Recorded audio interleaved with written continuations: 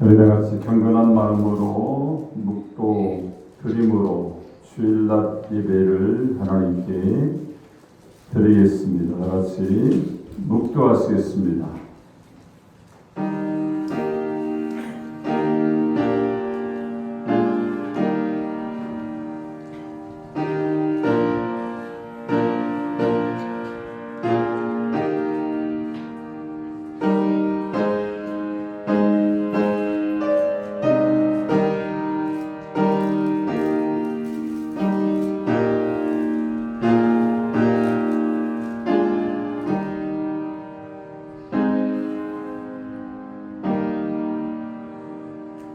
너희는 눈을 높이 들어 누가 이 모든 것을 창조하였나 보라. 주께서는 수요대로 만상을 이끌어내시고 그들의 모든 이름을 부르시나니 그의 권세가 크고 그의 능력이 강함으로 하나도 빠짐이 없느니라. 아멘. 우리 다 같이 일어나셔서 찬송가 23장을 찬양 드립니다.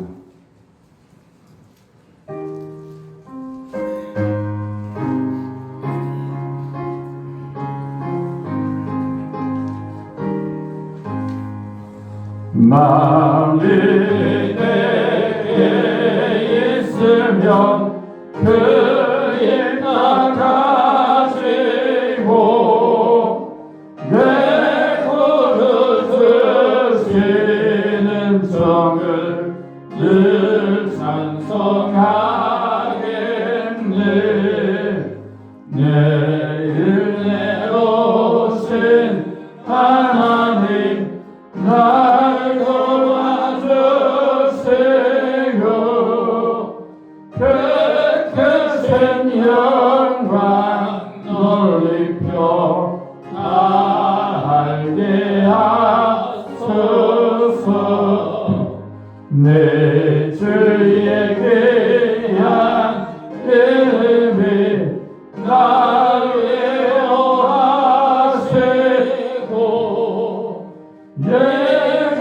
예배의 막 같으니 참리라 되도다. 내 죄의 권세 깨뜨려 그 결박 푸시고 인수한 마음을 비로소 곧 정죄하셨네.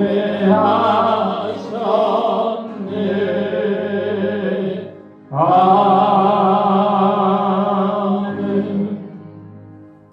교동문 77번입니다.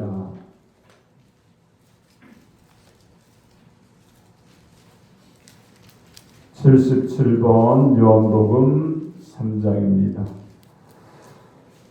하나님이 세상을 이처럼 사랑하사 독생자를 주셨으니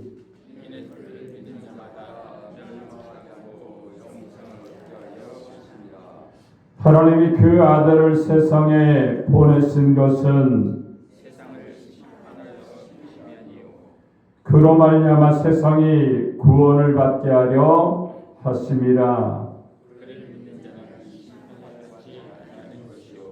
믿지 아니하는 자는 하나님의 독생자의 이름을 믿지 아니하므로 그 존재는 이것이니 곧 빛이 세상에 왔으되 사람들이 자기 행위가 악함으로 빛보다 어둠을 더 사랑한 것이라. 악을 행하는 자마다 빛을 미워하여 빛으로 오지 아니하나니 진리를 따르는 자는 빛으로 오나니 이는 그 행위가 하나님 안에서 행한 것임을 나타내려 하시니라. 아멘. 전능하사 천지를 만드신 하나님 아버지를 내가 믿사오며 그의 아들 우리 주 예수 그리스도를 믿사오니 이는 성령으로 잉태하사 동정종 마리아에 나시고 본디오 빌라도에게 고난을 받으사 십자가에 못 박혀 죽으시고 장사한 지 사흘 만에 죽은 자 가운데서 살아나시며 하늘에 오르사 전능하사는 우편에 앉아 계시다가 거기로 산 자와 죽은 자를 심판하러 오시리라. 성령을 믿사오며 거룩한 공예와 성도가 서로 드는 것과 죄를 사하여 주시는 것과 몸이 다시 사는 것과 영원히 사는 것을 믿사옵나이다. 아멘. 다같이 앉아 찬송가 294장을 찬양드린 다음에 예배를 위해서 우리 한정자 권사님께서 기도해 주시겠습니다.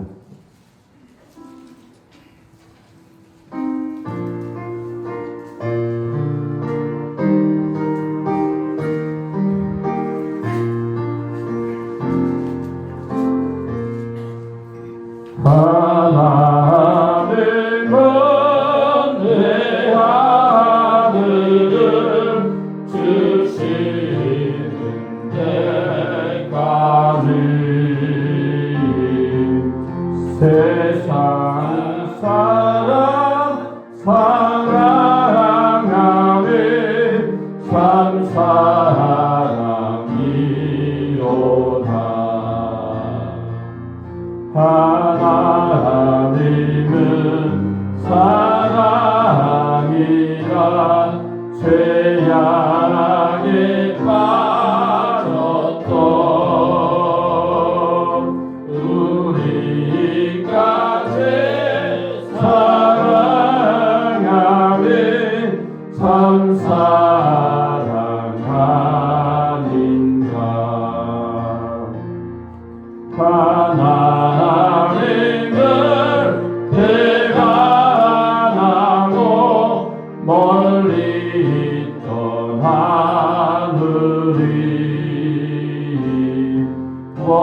원수같이 대적하나 사랑하여 주네. 하나님은 사랑이라 죄악에 빠졌던 우리까지 사랑하며 참 사랑 아닌가. 세상 죄를 사하시려 우리 죽을 대신 성자에서 십자가에 고난 받으셨네. 하나님은 사랑이라 죄악에 빠졌던 우리까지 사랑하며 참 사랑 아닌가. 이 사랑에 감사하여 곧 주께 나오라. 고난 영혼 주께 맡겨 구원을 얻으라.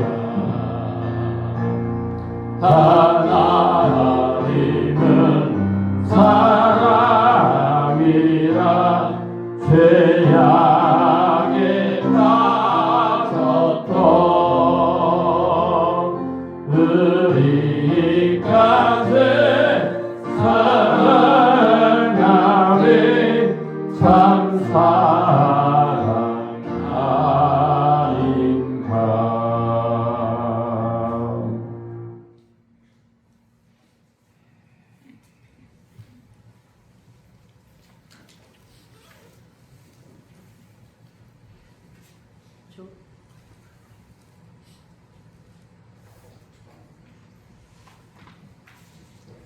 좋으신 하나님 아버지 은혜를 감사합니다. 오늘 거룩한 주일을 맞이하여 저희들을 불러주시어 예배드리게 인도하심을 감사하게 됩니다. 지난 날들에 저희의 허물이 있음을 고백합니다. 주님의 보혈로 깨끗하게 씻어주시고 다시금 새 마음으로 주님 앞에 서길 원하옵나이다. 이번 주에는 우리의 구일 명절인 설날이 다가옵니다. 오랜만에 가족과 친지들을 만나 즐거운 명절을 보낼 수 있기를 원하오며 많은 이동 속에 오고 가는 길을 안전하게 지켜주시기를 기도합니다. 오늘도 주님의 말씀들로 서신 우리 목사님 영입간의 강건함을 주시고 성령의 능력을 다하사 말씀 선포하실 때 그 말씀에 힘입어 우리의 마음문을 열어 그 말씀에 힘입어 그 말씀의 의도와 깨달음을 주사 우리의 몸과 마음이 주님 앞으로 더욱 가까이 다가갈 수 있기를 원하옵나이다. 이전에 속해 있는 모든 기경과 또 우리 믿음의 권속 가정 속에 바라고 원하는 모든 기도가 아름답게 이루어질 수 있도록 하나님 은혜를 내려 주시옵소서. 이 예배를 돕는 찬양대의 찬양을 흡양해 주시옵시고 수고하는 선기로에도 하나님의 크신 은혜를 내려 주실 줄로 믿습니다. 이전에 섬기는 모든 선기로에도 하나님 크신 은혜를 내려 주시옵기를 간절히 바라오며 모든 감사와 영광을 주님으로 받아주시며 예수님 이름으로 기도합니다.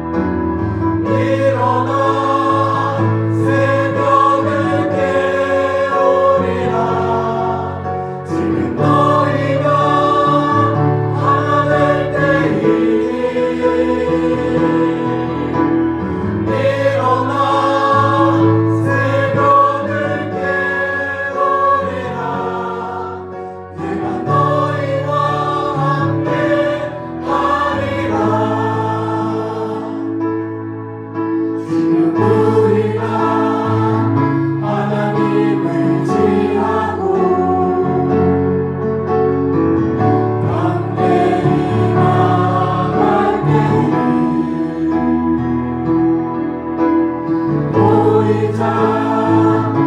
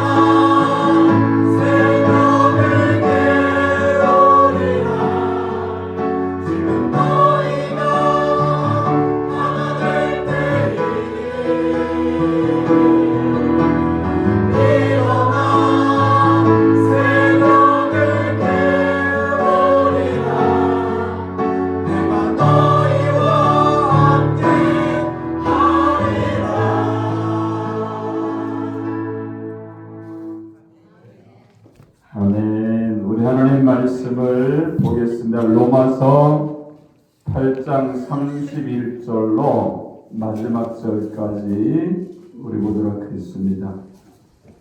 로마서 8장 31절로 마지막 절까지 우리 다 찾았으면 제가 한 절, 여러분이 한 절 교독해서 봉독하도록 하겠습니다.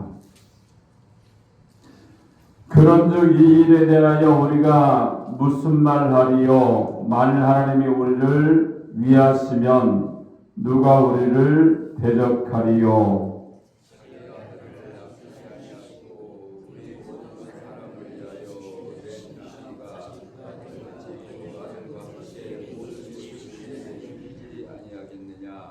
누가 능히 하나님께서 택하신 자들을 고발하리요? 의롭다 하신 이는 하나님이시니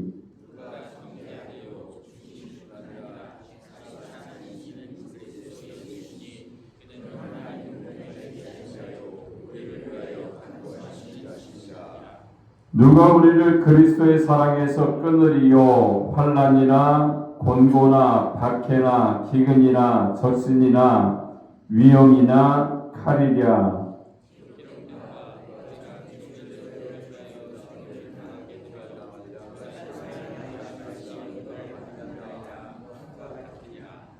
그러나 이 모든 일에 우리를 사랑하시는 이로 말미암아 우리가 넉넉히 이기느니라.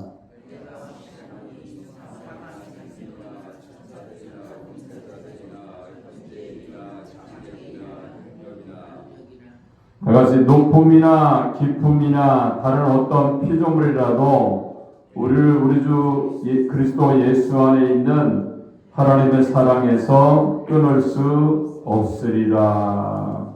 아멘.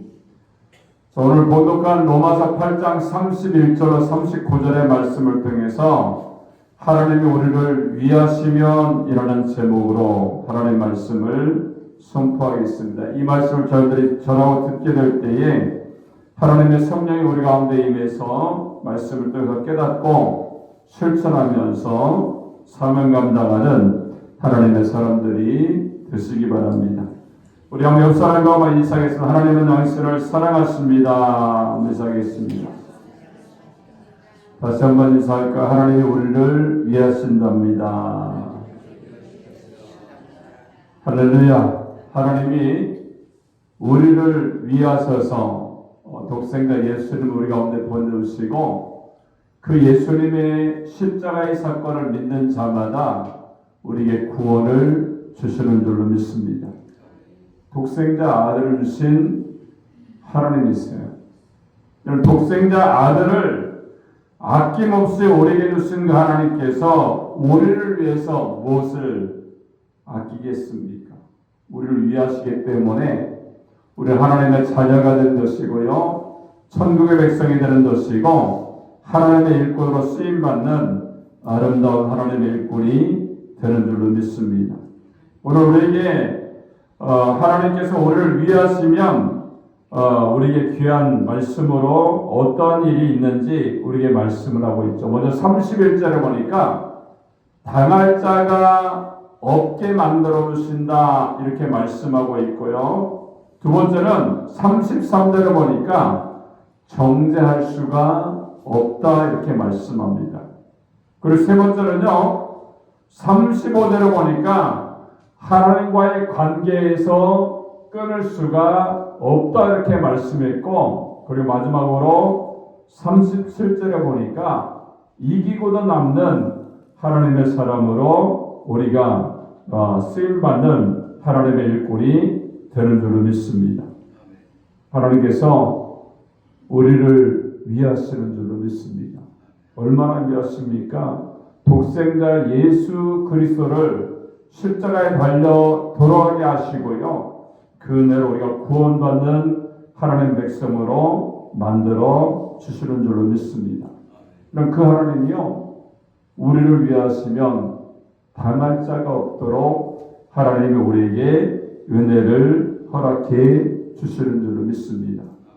정죄하지 못하게 하죠. 너 죄인이야. 너 구원받을 수 없어. 너 하나님의 자녀가 아니야. 이렇게 정죄하지 못하고요. 하나님이 우리에게 은혜를 주셨기 때문에 죄사함의 은혜, 구원의 은혜를 주셨기 때문에 우리가 정죄를 받지 않는 하나님의 자녀가 되는 줄 믿습니다. 또 하나님과의 관계에서 끊을 수가 없어요. 하나님 그만큼 저와 여러분을 사랑하시기 때문에 그 관계를 끊을 수가 없고요. 우리가 어떠한 영적인 세력과 싸워도요, 이기기도 남을 수 있는 하나님의 사람으로 저희들을 만들어 주실 줄 믿습니다.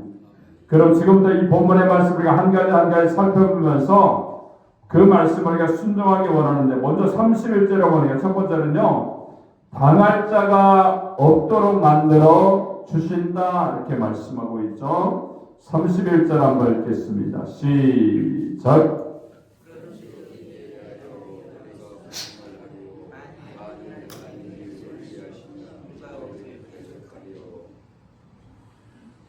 자, 당할 자가 없게끔 만들어 주신다는 거예요. 이런 베드로라는 사람이 있죠. 이런 베드로는 예수님의 제자가 된 이후에 베드로의 각오가 대단했습니다. 갈릴리 바다에서 고기잡이를 하던 어부의 모습을 가지고 있던 자신을 예수님의 제자로 불러주신 것도 감사하고, 또 12 제자 가운데 가장 신이 많은 그러한 제자로 인정하신 것도 감사했어요. 근데 베드로는 항상 생각했던 것이 뭔가 하면, 내가 예수님을 위해서라면 무슨 일인지 내가 할 수 있어, 이런 각오가 돼 있었습니다.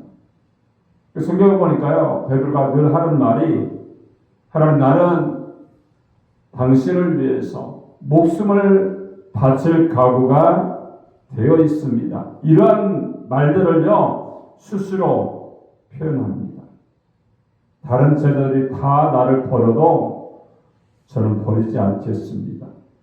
주님이 가는 것이면 어디든지 내가 함께 가겠습니다. 주님을 위해서라면 내가 목숨까지도, 죽는 것도 사양하지 않고 주님을 따라가겠습니다. 이렇게 고백했습니다. 그러나 주님은요, 베드로를 너무 잘 알고 계셨어요. 베드로의 연약함과 변덕스러움을 알고 계셨습니다. 그래서 예수님이 말씀하죠. 내가 나를 3번 모른다라고 부인하리라 이렇게 말씀하셨어요. 이 말씀대로 베드로는 자신의 호언장담을 깨뜨리고요, 많은 사람 앞에서 예수님을 3번이나 부인했습니다. 여러분, 베드로뿐만이 아니라 모든 사람은요, 말씀도 말도 생각도 행동도 변하죠. 생각이 변하고 태도도 변하는 데는 나름대로 이유가 있죠. 베드로가 왜 변했을까요? 죽을까봐 변했던 겁니다. 문제는 변하는 것은 좋은 것이 아니라 그 모든 것들을 진리를 사수하고 순수한 믿음을 가지는 그러한 모습이 중요한 거예요. 여러분, 보석도 색깔이 변하면요, 진짜 보석이 아니고, 금도 색깔이 변하면 순금이 아닙니다. 믿음도 마찬가지예요. 믿음이 변하면 참 믿음이 될 수가 있죠. 여러분, 믿음의 경우는요, 좋은 쪽으로 변하는 믿음이 있는가 하면 나쁜 쪽으로 변하는 그런 태보의 믿음이 있어요. 근데 사람의 경우 나이가 들면요, 모든 것이 나이와 더불어 노화되죠. 감정도 태도도 나쁜 쪽으로 변한다는 거예요. 자, 연세대 명예교수였던 김일순 박사의 글 가운데 숨겨야 될 노인의 본색 8가지에 대해서 글을 썼습니다. 예전에는 안 그러더니 요즘 왜 저러는지 몰라 이렇게 말을 들으면요, 내가 늙기 시작했구나 이렇게 생각하면 된다고 말하면서, 젊은이들에게 노인네 취급당하지 않으려면 나이를 숨기는 게 문제가 아니라 노인 본색부터 숨겨야 된다는 거예요. 그거는 노인본색 8가지를 이렇게 밝히고 있죠. 첫 번째는 얼굴이 무표정해진다는 거죠. 화난 듯한 무표정의 얼굴은요, 상담하게 호감을 얻지 못한다고 해요. 근데 얼굴에 주름과 겉모습이 가득해도 미소나 웃음을 지으면요, 상당하게 나이를 잊게끔 만드는 효력이 있다는 거예요. 기분 나쁘세요? 좀 웃어봐요, 좀. 웃어야 매력이 있어 보인다니까요. 두 번째는요, 불만이 많아지고 잔소리가 심해진다는 겁니다. 나이가 들면요, 사이에 돌아가는 모습이나 젊은이들이 하는 행동, 이런 모든 것이 못마땅하게 여기시죠. 하지만 실제로 현대가 과거보다 훨씬 낫습니다. 그죠? 단지 우리와 다를 뿐임을 인정하며 사는 거예요. 아이들이 못마땅하잖아요. 그죠? 우린 이렇게 살았는데 너희는 왜 그래? 이렇게 살고 있잖아요. 근데 우리가 젊었을 때는 핸드폰이 다 갖고 있지 않았잖아요. 그죠? 뭐 핸드폰을 가지면 모든 인터넷이 되고 유튜브가 되고 검사하고 싶은 모든 것이 다 되잖아요. 아이들이요, 좋게 말하면 똑똑해졌는데 나쁘게 말하면 뭡니까? 명확해졌어요. 근데 걔들의 삶이 틀린 게 아닙니다. 그죠? 젊은이들의 삶이 틀린 게 아니라 우리와 다를 뿐이라는 것을 인정하면 된다는 거예요. 또 세 번째는 사소한 일도 화를 잘 낸다는 거죠. 화를 잘 내는 것도 노화 현상 때문에 일어난다는 거예요. 화를 내면 상대방뿐만 아니라 화를 낸 자신의 감정에도 건강에도 해롭다는 것을 우리가 알 수가 있죠. 네 번째는요, 감사하다는 말에 인색해진다는 거예요. 다섯 번째는요, 몸에서 냄새가 난다는 겁니다. 이런 노화에서 피부 대사가 불안정해서 자칫 냄새가 날 수가 있죠. 항상 몸을 깨끗이 하고 내복을 자주 갈아입어야 된다는 거죠. 여섯 번째는요, 주위가 지저분해진다는 겁니다. 일곱 번째는 옷 색깔이 칙칙해진다는 겁니다. 나이가 들면 밝고 화려한 색깔의 옷을 기피하게 된다는 거죠. 밝고 화려한 색깔은 활기차 보일 뿐만 아니라 건강에 도움에도 굉장한 역할을 한다는 겁니다. 또 열 번째는요, 허리가 구부정해진다는 거죠. 운동을 하지 않아서 척추가 굳어지기 때문에 자기 나이에 맞는 그러한 체조나 운동을 하는 것이 좋다는 겁니다. 여러분, 나이 든 것도 서러운데 이 김 교수가 말한 8가지 노인 본색이 다 드러난다면 가족도 이웃도 친구도 좋아할 일이 없다는 겁니다. 여러분, 그렇다고 89세나 90세 되어 변하지 않고 사는 비법이 없기 때문에 세월을 따라서 변화되는 삶이 필요하다는 거예요.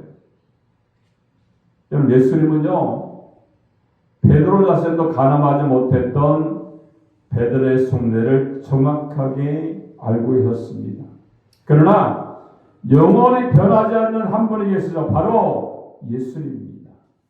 여러분, 히브리서 13장 8절을 보니까 예수 그리스도는 어제나 오늘이나 영원토록 동일하시다, 이렇게 말씀합니다.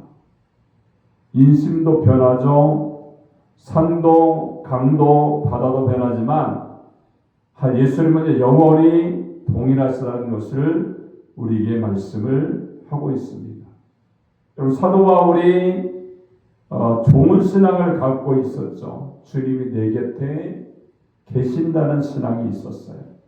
나와 함께 계시고 나를 지키시고 나를 인도하신다는 그러한 신앙을 갖고 있었던 사람이 사도 바울입니다.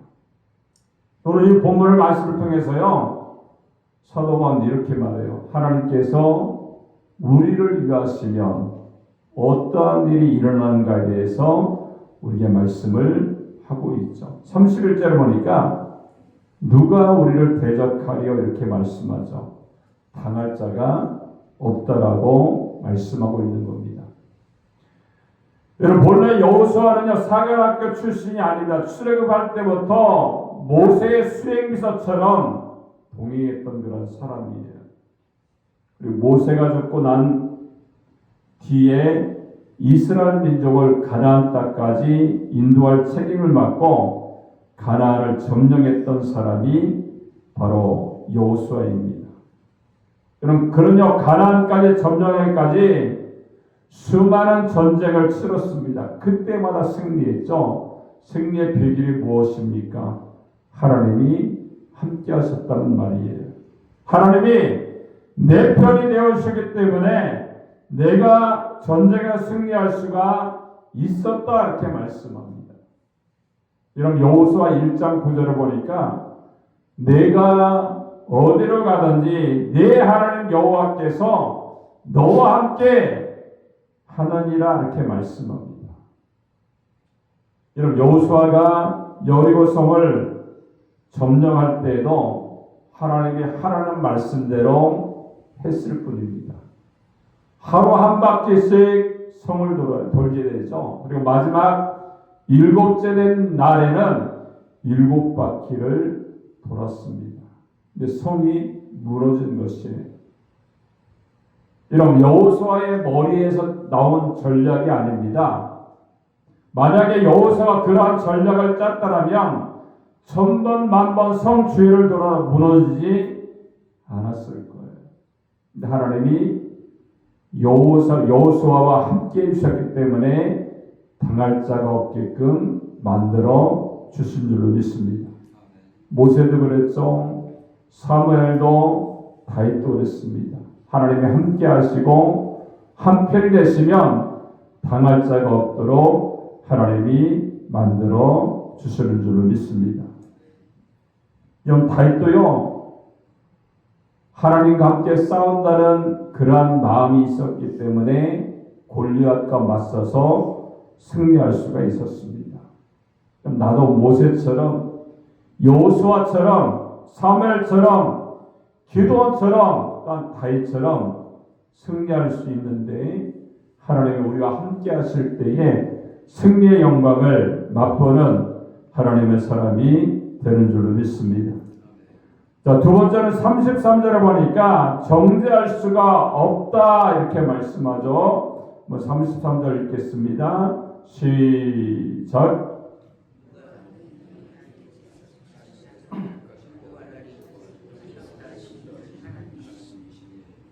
또 34절에 누가 정죄하리요 이렇게 말씀합니다. 우리나라가 1등하는 게 있죠. 뭐가 있을까요? 좀 보면 자살일이 1등이라고 그래요. 그럼 자살의 원인에는요 여러 가지가 있겠지만 가장 큰 원인은 우울증이라고 얘기를 합니다. 여러분, 우울증은요 만남도 없고 대화도 다 단절시켜버리고 모든 것을 체념하고 포기한 상태가 우울증의 모습인 것을 우리가 알 수가 있죠. 여러분, 우울증은요 영적인 이유도 있습니다. 오랜 흉악한 살인죄를 짓고 교도소에 수감된 사형수가 있었습니다. 그 교도소에서 교도관으로 근무하던 사형수를 교화시킨 장로님이 겪은 그러한 간증의 책을 읽어본 적이 있는데요. 그 사형수는 걸핏하면 감방의 벽에다가 머리를 받아버리고 찢는 자해를 계속해서 반복했습니다. 머리가 터져서 유혈이 남자에도 상관없이 소를 찌르며 반복해서 받아버렸어요. 그리고 얼마 후에 사형수와 대화를 이 장로님이 하게 되었을 때 그 이유를 묻게 되자 그의 대답은 이런 말입니다. 시도 때도 없이 새까만 옷을 입은 마귀가 너는 죽어야 된다. 살 가치가 없다. 너 같은 놈은 죽어라. 그것이 당연하다. 이렇게 계속 소리를 지르고 윽박지르기 때문에 그가 죽는 방법을 찾아본 결과 벽에다 머리를 찢고 죽어야겠다는 판단을 했다는 겁니다. 그럼 사탄은요, 모든 사람을 정죄하죠. 넌 구원받기 힘들다. 내가 지은 죄가 있는데 예수 믿는다고 해서 벗어날 수가 없다. 너는 죄인이다. 너는 지옥 간다. 너는 망한다. 너는 희망이 없다라고 그렇게 정죄하게 됩니다. 근데 성령 하나님은 어떻습니까? 너는 죄사함 받았어. 너는 하나님의 자녀가 되었어. 너는 구원받은 백성이야. 너를 정죄하거나 고발할 자가 없다. 이렇게 말씀하십니다. 여러분 로마서 8장 1절을 보니까 그리스도 예수 안에 있는 자에게는 결코 정죄함이 없다 이렇게 말씀합니다. 중요한 것은요, 하나님이 나를 의롭다고 인정하셨기 때문에 정죄할 수가 없다는 겁니다. 나는 깨끗하다. 나는 죄가 없다 하는 것은요, 굉장한 의미가 있다는 겁니다. 여러분, 의롭게 되려면 절차를 거쳐야 되는데 내가 죄인이었음을 인정하고 예수님을 믿고 구주로 고백해야 됩니다. 그러고 나면 하나님이 나를 의롭다라고 깨끗하다라고 제사함 받았다라고 나를 인정해 주는 거예요. 여러분, 그 이후부터는요, 그 누구도 나를 고발하거나 정죄할 수가 없다는 겁니다. 여러분, 세상에 어떤 법정에서도 판사가 무죄를 선언하면요, 죄가 없는 사람이 되지 않습니까? 하나님도 마찬가지예요. 야, 너는 예수 그리스도로 말미암아 죄사함 받았기 때문에 죄인이 아니야. 이렇게 말했을 때에 우리가 죄 없는 사람이 되는 것처럼 하나님의 은혜로 날마다 충만해서 정죄함 받지 않는 하나님의 사람들이 되시기 바랍니다. 세 번째는요, 35절을 보니까 하나님과의 관계를 끊을 수가 없다 이렇게 말씀하죠. 35절 한번 읽겠습니다. 시작.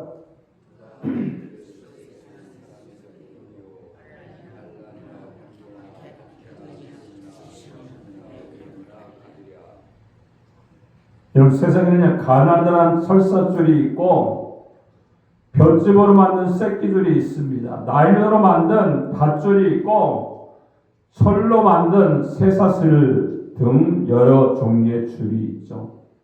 근데 가장 질기고 굵고 강한 줄은요, 사랑의 줄입니다. 특히 하나님과 연결된 사랑의 줄은요, 끊을 수도 없고 끊을 자도 없다라고 말씀을 들을 수가 있어요. 여러분, 로마의 대박해자였던 네로는요, 본래 정신병자입니다. 그런 기독교인들의 몰살을 개혁하고요, 굶주린 사자에게 찢겨죽게 하고 화형을 시켰던 그런 모습이 있죠. 사자에게 찢겨죽고 불타 죽는 기독교인들이 아우성치며 살려달라고 하고 몸부림치며 죽어갈 것이라는 것이 네로의 생각이었죠. 근데 기독교인들은요, 사자에 물려가면서도 또한 화형장으로 끌려가면서도 하나님을 찬송했어요. 이 광경을 본 네로는요, 더 미치게 만드는 그런 사건이었습니다. 여러분, 초대교회 성도들은요, 하나님과 맺은 사랑의 줄을 믿었습니다. 그 줄만 놓치지 않으면 죽어도 살 것을 그들이 믿었던 거예요. 그리고 결국 영원한 천국에 들어간다는 것을 그가 믿었어요. 사도 바울도요, 두들겨 맞지 않습니까? 쫓겨다녀야 모욕당하고 죽을 고비를 넘겼습니다만 그 어떤 것도 하나님의 사랑에서 끊을 수 없다는 것을 믿었던 사람이 바로 사도 바울이었어요. 하나님은요, 택한 사람을 물건 버리듯 폐기 처분하지 않습니다. 여러분, 사랑의 줄로 연결되면요, 쉽게 버리지도 않으시고 끊어버리지도 않으시는 그런 은혜 가운데 우리 가운데 함께 해주시고 보호해 주시는 줄로 믿습니다. 여러분, 언약은요, 눈에 보이지 않는 그러한 약속입니다. 사랑의 줄도 마찬가지죠. 밧줄이나 쇠설처럼 보이지 않죠. 그러나 영원토록 하나님의 사랑이 저와 여러분 가운데 끊을 수 없도록 항상 이어져서 하나님의 사랑으로 만들어 주시는 줄로 믿습니다. 자, 마지막으로 37절에 보니까 이기고도 남는다 이렇게 말씀하고 있죠. 37절 한번 읽도록 하겠습니다. 시작.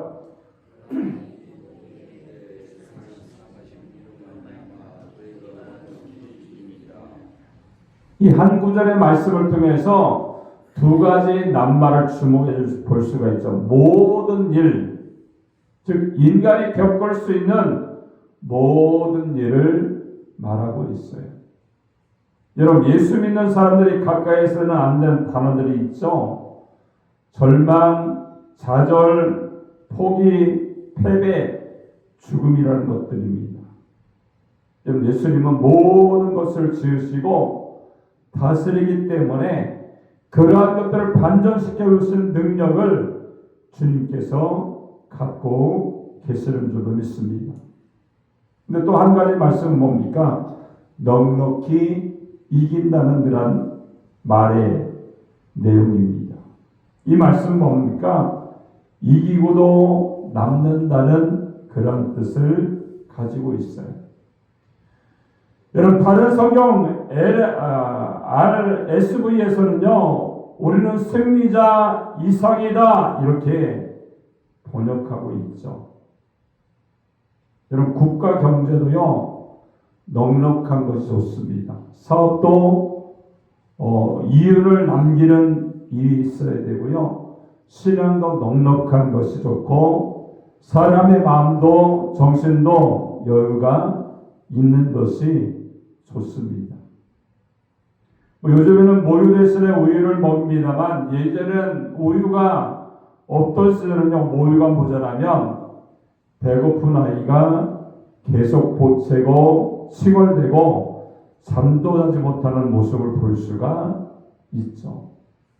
여러분, 가진 것이 없어도 여러분 자세로 사는 사람이 있는가 하면 가진 것이 엄청나게 많은데도 헐떡이며 사는 사람이 있어요. 여러분, 넉넉한 마음으로 사는 사람이 행복한 사람인 줄로 믿습니다. 여러분, 성경 속의 인물 중에 신앙생활을 제대로 한 사람들은 하나같이요 성공했습니다. 풍요로운 생활을 하죠. 자손들이 잘 되었어요. 아브라함이 그랬죠. 다윗이 그랬습니다. 그런 신앙생활을 제대로 하지 않는 사람은 한결같이 당대에도 자식대에도 좋은 일이 없었다는 것을 우리가 알 수가 있습니다. 여러분, 하나님은요 넉넉하신 하나님이십니다. 모든 것을 다 가지셨고 갖추고 계신 분이 하나님이십니다. 여러분, 시인 다윗은요 시편 23편 1절에 보니까 여호와는 나의 목자시니 내게 부족함이 없으리라 이렇게 말씀했고 5절에 보니까 내 잔이 넘치나이다 이렇게 고백하고 있습니다. 여러분, 주님은요 우리를 넉넉하게 하시고 넘치게 하시고 남게 하시는 하나님 아버지 되심을 믿고 우리가 감사해야 될 줄을 믿습니다.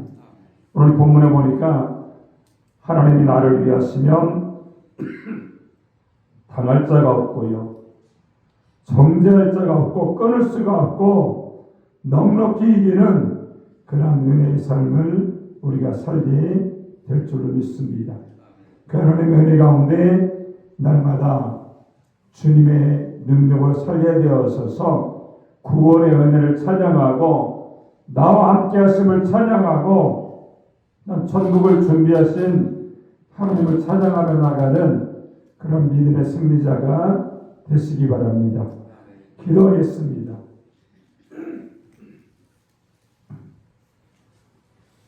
살아계신 하나님 아버지 은혜를 감사합니다. 독생자 예수 그리스도를 보내주신 그 하나님께서 우리를 위하시면 당할 자가 없고 정죄할 자가 없으며 끊을 수가 없고 넉넉히 이기는 하나님의 사람이 되는 줄 믿습니다. 하나님 그 은혜를 생각하며 기쁨 가운데 하나님께 나아가게 하여 주셔서 구원의 은혜를 찬양하게 하시고 하나님 자녀된 것을 찬양하며 천국 백성을 된 것에 대해서 감사하며 나가는 신앙의 승리자가 다 될 수 있도록 역사하시고 주관하여 주옵소서. 주님이 함께 하시고 인도하심을 감사드리며 예수님의 이름으로 축복하고 기도합나이다. 아멘.